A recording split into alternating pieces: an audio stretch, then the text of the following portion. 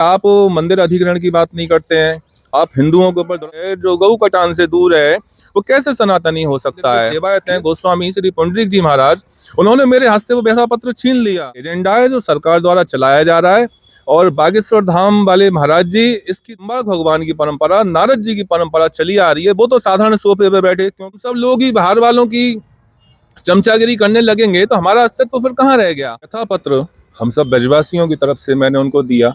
काफी जद्दोजहद तो हुई उनको पत्र देने की। दीपक पाराशर के सनातन में और बागेश्वर धाम वाले सनातन में क्या अंतर है। अनुज चौधरी जी की ड्यूटी इसलिए तो लगाई थी कि ये भी हिंदूवादी बात करते हैं। बागेश्वर धाम के पीठाधीश्वर धीरेन्द्र कृष्ण शास्त्री द्वारा 7 नवंबर से 16 नवंबर तक दिल्ली से वृंदावन तक सनातन हिंदू पद यात्रा निकाली गई।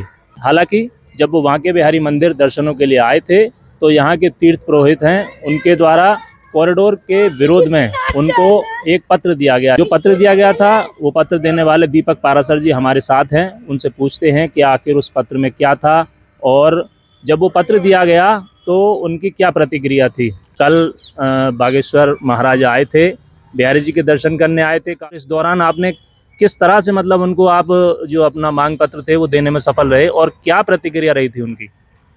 एक व्यथा पत्र हम सब ब्रजवासियों की तरफ से मैंने उनको दिया। काफ़ी जद्दोजहद तो हुई उनको पत्र देने में, पर वो पत्र उन्होंने ले लिया। मैं जानता हूँ मैंने कैसे पत्र दिया, वो कितनी भीड़ को क्रॉस करके उन्होंने पत्र लिया। पत्र को खोला भी, उन्होंने एक बार ही उसको देखा भी, फिर अपने असिस्टेंट को पीछे दे दिया।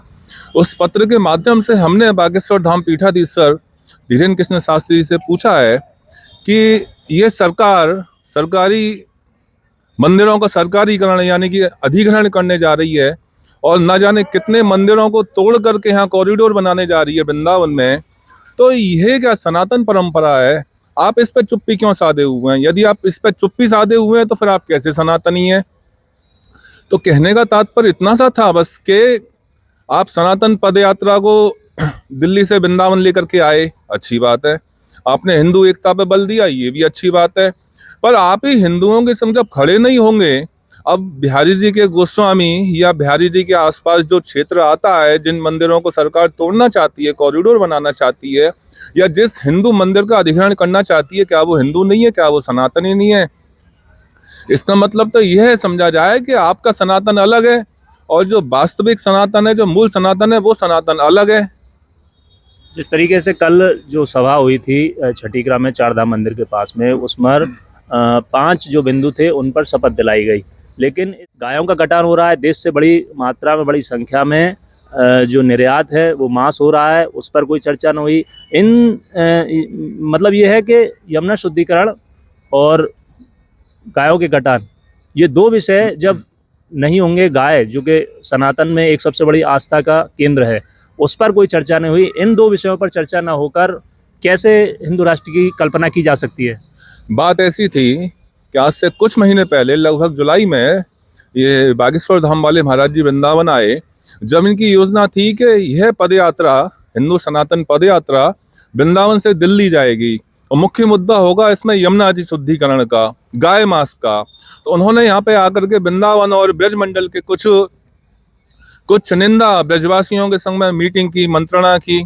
तो उनके कान में कुर्र की गई, यानी कि उनके कान में मंत्र दिया गया, ये तो आप अपनी सरकार के खिलाफ ही बोले आप आंदोलन करने जा रहे हैं, तो बोले अपने इस प्रारूप को बदलिए आप। तो बोले क्या प्रारूप बदला जाए? बोले आप वृंदावन से दिल्ली नहीं लेके जाइए यात्रा, आप उल्टी यात्रा लेके आइए दिल्ली से वृंदावन की ओर। तब धीरेन्द्र कृष्ण शास्त्री जी के मन में ये बात आई, जब उल्टे बांस बरेली को जब आए हैं। अब रही बात गौ माता के कटान की, यानी कि गौ माता की हत्या पे प्रतिबंध की और यमुना महारानी के शुद्धिकरण की। तो अब आप ही मुझे बताइए कि जो सनातनी यमुना महारानी की शुद्धिकरण से दूर है, जो गौ कटान से दूर है, वो कैसे सनातनी हो सकता है? ये तो केवल हिंदुओं को बरगलाने वाली बात है कि आप हमारे एजेंडे पे काम कीजिए। अरे गौ माता का या यमुना माता का हमारी का जो मुद्दा है वो मूल मुद्दा है, वो सनातनी मुद्दा है। अब मैं आपको बताता हूँ कि मूल सनातन में और एक आधुनिक सनातन में, यानी कि दीपक पाराशर के सनातन में और बागेश्वर धाम वाले सनातन में क्या अंतर है। अभी कुछ 4-5 दिन पहले जगत गुरु निम्बार्काचार्य श्री श्री जी महाराज, जो कि मूल आदि जगत गुरु हैं, वो इस यात्रा में शामिल हुए। तो जब वो यात्रा में शामिल हुए तो साधारण तरीके से उन्होंने सड़क पर बैठ के प्रसाद पाया, उससे धीरेन्द्र कृष्ण शास्त्री जी से मिले, और जब मंच पे आए तो एक साधारण सोफा उनको बैठने के लिए दिया गया, जबकि वो एक मूल जगत गुरु हैं।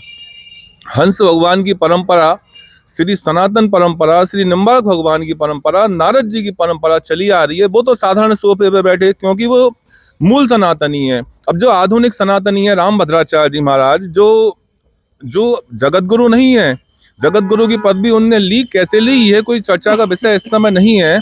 4 मूल जगत गुरु, 4 शंकराचार्य जो जगत गुरु होते हैं, उनके इतर जो ये जगत गुरु हैं, कल आपने देखा होगा, कल 4 धाम वाले मंच पे उनका सिंहासन लगा चांदी का, छत्र चवर सब आए उनके लिए। तो कहने का तात्पर्य यही है कि मूल सनातन में और एक आधुनिक सनातन में यही अंतर है। मूल सनातन सहज और सरल है, आधुनिक सनातन अपनी वाहवाही चाहता है, और जरा से भी अपने आप में मतलब नीचे गिरने वाली उसके लिए कोई बात नहीं है। हमारे श्री जी महाराज तो सहज हैं, सरल हैं, वो कहीं भी बैठ जाते हैं, उनका लेकिन औरा पुराना है, उनका सनातनी हो रहा है। तो यही अंतर है एक मूल सनातन में और एक आधुनिक सनातन में। कुल मिलाकर आपका जो मैं मतलब समझ रहा हूँ वो ये है कि एक एजेंडे के तहत ये सब कुछ हुआ, और जो वास्तव में जो सनातन की जो सरमौर हैं उनको एक तरीके से इग्नोर करने की कोशिश की गई। इसमें कोई दो राय कहने को कुछ शेष रहा नहीं है, साक्ष्य को प्रमाण की कोई आवश्यकता नहीं है। आपने देखा ना, कल हमारे सनातनी भाइयों को पुलिस वालों ने पीटा भी है, उनके कुर्ते भी फाड़े हैं, उनके संग काफी बदतमीजी हुई है। ये तो केवल एक व्यक्ति ने अपनी व्यथा रो दी बस, न जाने कितने सनातनियों के संग में, कितने हिंदुओं के संग में बदतमीजी वृंदावन में हुई है। जो सेवायत उन्हें प्रसादी या वो जो लेकर जा रहे थे माला वगैरह, उनके साथ अभद्रता की गई। उनका कॉलर खींच के उनको इतनी बदतमीजी से घसीटा गया है। क्या ये सनातन धर्म की परंपरा है? क्या ये जो पुलिस वाले हैं, शासन प्रशासन, ये सनातन से ऊपर उठ चुका है? जब इनकी ड्यूटी लगाई गई तो इनकी समझ में, जैसे कि अनुज चौधरी जी हैं, कल उन्होंने वो बिहारी जी मंदिर के सेवायत उनका कॉलर पकड़ के उसको बड़ी बदतमीजी से पीछे खींचा है। तो ये सब क्या सनातन से ऊपर उठ गए? अनुज चौधरी जी की ड्यूटी इसलिए तो लगाई थी कि ये भी हिंदूवादी बात करते हैं, या फिर कहूँ कि खासम खास हैं हमारे योगी जी के, तो वो भी इस भावना को नहीं समझते, तो फिर सनातन हमारा रहा कहाँ? ठीक है, ये जो चर्चा है और ये जो विषय हैं बिल्कुल जायज़ हैं, लेकिन मूल बात ये है कि आप के द्वारा उनको एक व्यथा पत्र दिया गया था। हाँ। जब वो पत्र दिया गया था तो क्या रिस्पॉन्स रहा, और अब आप उसका क्या आकलन निकाल रहे हैं, और अब आपको क्या आशा है? ऐसा है कि व्यथा पत्र, अब तक तो हम ज्ञापन देते रहे, जितने भी अधिकारी लोग आते थे या मंत्री लोग आते थे। अब कल ये तो ना तो मंत्री हैं, ना ये कोई अधिकारी हैं, तो ये तो हमारे एक सनातनी नेता कहूँगा मैं इनको, ये हमारे सनातनी नेता हैं। तो हमने इनको एक व्यथा पत्र दिया, हम सभी ब्रजवासियों ने। इस व्यथा पत्र में हमने सीधा सा इनसे यही पूछा बस कि आप मंदिर अधिग्रहण की बात नहीं करते हैं, आप हिंदुओं के ऊपर दुराचार हो रहा है उसकी बात नहीं करते हैं, फिर आप किस सनातन की धुरी को आगे ले जाना चाहते हैं? आप हमें बताइए, आप कैसा सनातन है आपका ये? तो यदि आपका सनातन इन सब चीज़ों से अलग है तो एक वास्तव में यह एक एजेंडा है जो सरकार द्वारा चलाया जा रहा है, और बागेश्वर धाम वाले महाराज जी इसकी धुरी बनाए जा रहे हैं। आपने कल देखा कि कितने मूल ब्रजवासी कल धीरेन्द्र कृष्ण शास्त्री जी को सिक्योरिटी दे रहे थे। आपको मैं बताऊं कि जाते समय मैंने बागेश्वर धाम वाले महाराज जी को जो व्यथा पत्र दिया, उन्होंने अपने हाथ से लिया, उसको हाल की हाल पढ़ा, उन्होंने देखा और फिर अपने असिस्टेंट को दिया। फिर लौट के मैंने उनको एक व्यथा पत्र और देना चाहा, तो हमारे वृंदावन के राधा रमन मंदिर के सेवायत हैं गोस्वामी श्री पुंडरीक जी महाराज, उन्होंने मेरे हाथ से वो व्यथा पत्र छीन लिया और मुझसे बोले कि मैं दूंगा इनको, आप चिंता मत करो, मैं दूंगा। तो मैंने उनसे कि आपको राधा रमन लाल साक्षी है, आपने ये व्यथा पत्र इनको नहीं दिया। तो कहने का तात्पर्य मैं इतना भी कहना चाहूंगा, हम सब जितने भी ब्रजवासी लोग हैं हमारे, कि अपने स्वाभिमान को पहचाने। यदि हम सब लोग ही बाहर वालों की चमचागिरी करने लगेंगे तो हमारा अस्तित्व फिर कहाँ रह गया? आप अपने अस्तित्व को तो गिरा ही रहे हैं, संग में आप हमारे ठाकुर जी के बिहारी जी के अस्तित्व को भी गिरा रहे हैं। कुल मिलाकर बांके बिहारी मंदिर से जुड़ा प्रकरण था। अब मंदिर में ये भी देखा गया है कि IIT रुड़की की टीम आई है, वो स्ट्रक्चर को देख रही है, और उसके बाद में हो सकता है इसमें कोई और भी कदम उठाए जाएं। तो एक तरफ ये प्रक्रिया चल रही है, दूसरी तरफ आप लगातार विरोध कर रहे हैं, तो अब आगे क्या कदम रहेगा आपका इस ओर?